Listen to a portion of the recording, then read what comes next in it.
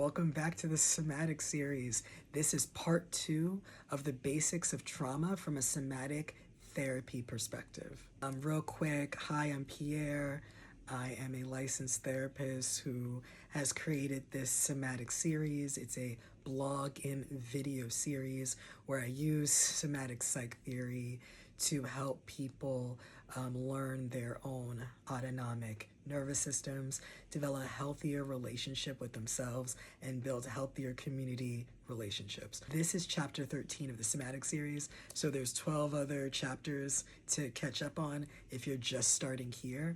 But all right, let's jump into part 2 of chapter 13. So again, trauma is when our body experiences an overwhelming stress that overpowers your body's ability to manage that stress, overpowers your current self-care and coping skills and community.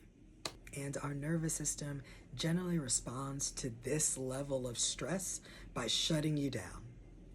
Shutdown is supposed to be a temporary thing. It is not supposed to be a permanent solution for your life. I've talked about this before. Shutting down regularly as like your first line of defense at the first sign of stress can cause or make worse. Fainting, it can reduce your immune system's ability to protect you and inadvertently cause a lot of other health issues and conditions because your nervous system is not working at its full capacity. Chronic lack of energy, digestive issues, depression, social isolation, which our body feels as if it was pain or any other life or death situation, and dissociation. Pain, especially chronic pain, is its own trauma. Chronic and complex trauma can also look like cycling between different survival responses, which can make pain feel worse.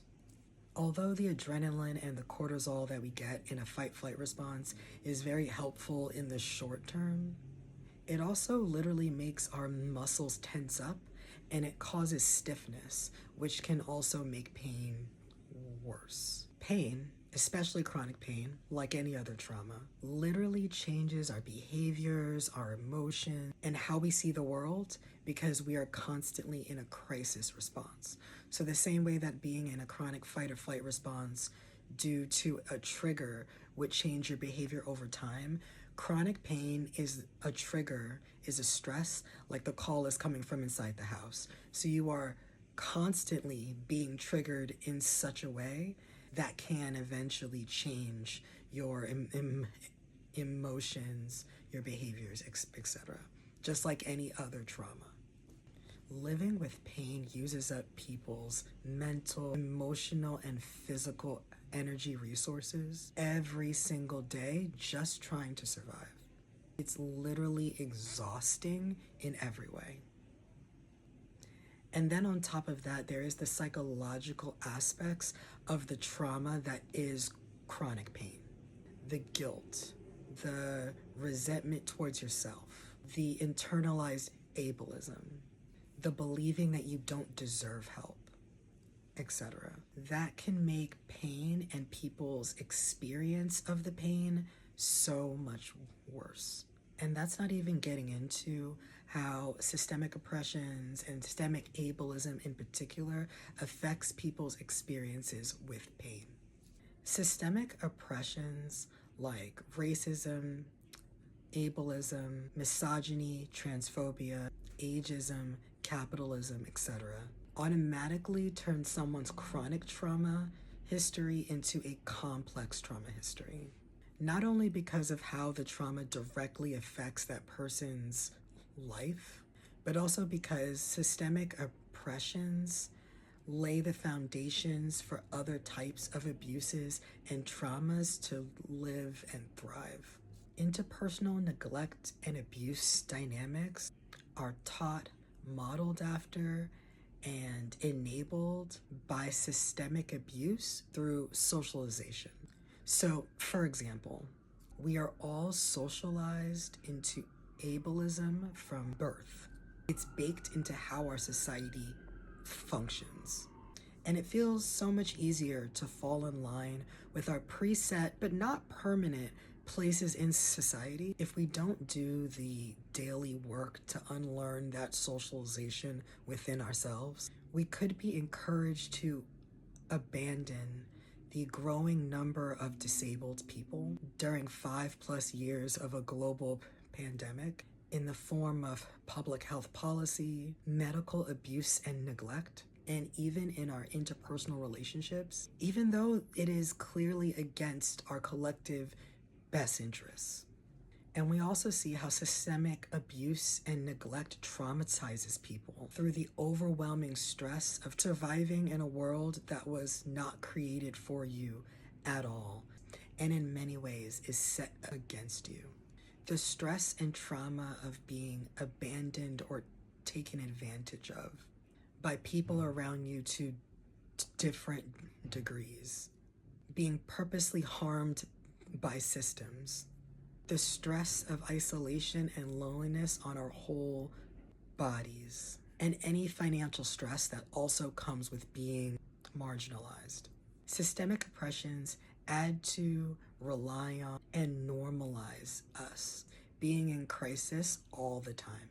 And all this crisis and all this stress passes down from generation to generation, affecting people's behaviors, habits, perspectives on life, goals, connection to their own emotions, their ability to connect with others, their stress tolerance, their ability to have patience, etc. We have different gut reactions depending on if we're hungry, angry, tired, sad, nervous, triggered, or just chilling.